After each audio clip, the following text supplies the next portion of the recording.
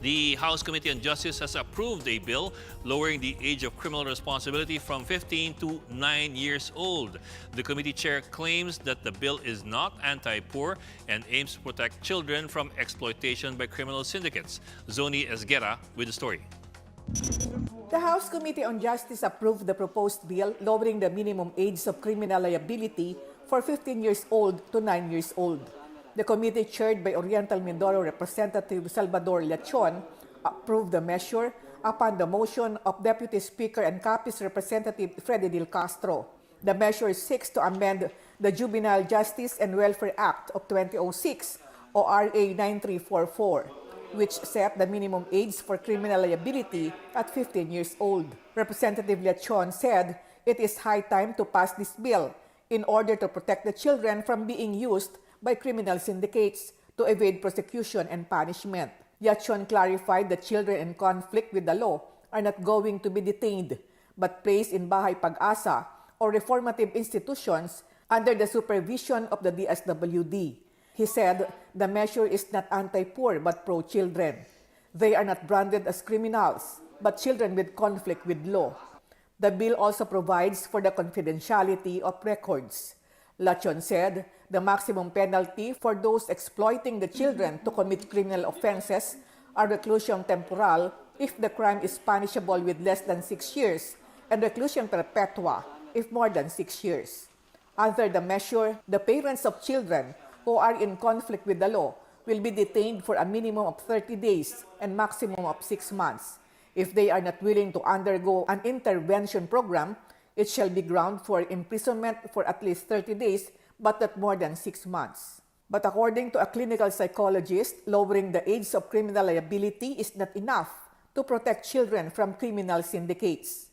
Paano pag napuno na yung Bahay Pag-asa? Ano yung mga reformation activities or paano sila ma-rehabilitate by putting them inside sa Bahay Pag-asa? Of course, there should be programs regarding yung ganitong klase na yung kung hindi lang basta sabihin mo na nadala doon, what happens next? Yung kuminsan nawawala yung follow-through after ng ma-confine, ma-rehabilitate or kung talagang nare-rehabilitate nga ba ang mga bata pag galing sa ganyan.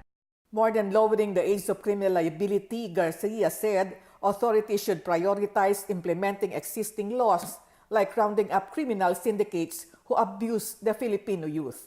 For News 5, Sonia Esguerra, we are One News. Several government officials see the lowering of the age of criminal liability to 9 years old as just right, but some call this extreme.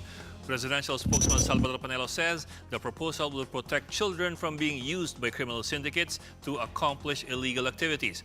PNP Chief Oscar Albayalde says the bill will also enable the police to punish parents who encourage their children to participate in crimes. Lalong-lalo na yung mga magulang na mismong sila ang nagtuturo sa kanilang mga anak.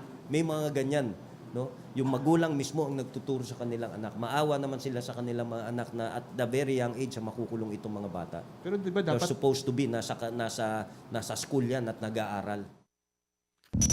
But for Senator Risa Ontiveros, the government must instead strengthen the implementation of the existing Juvenile Justice and Welfare Act to rehabilitate delinquent children.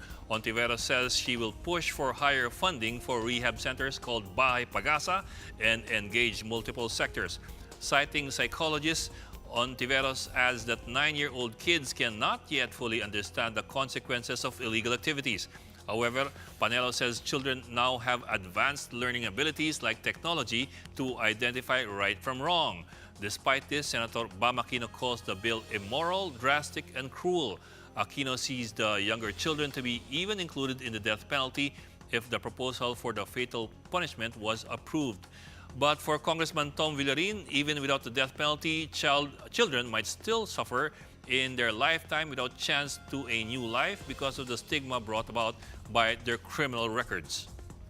yung 9 years old na bata, no, mga kasama niya itong mga kuya niya, no, na in a way, yung iba diyan talagang kumbaga first time, no, na nag-commit, pero dahil nga serious crime, mandatory na i-commit mo sa Bahay Pag-asa. Then that becomes highly kumbaga stigmatizing doon sa bata.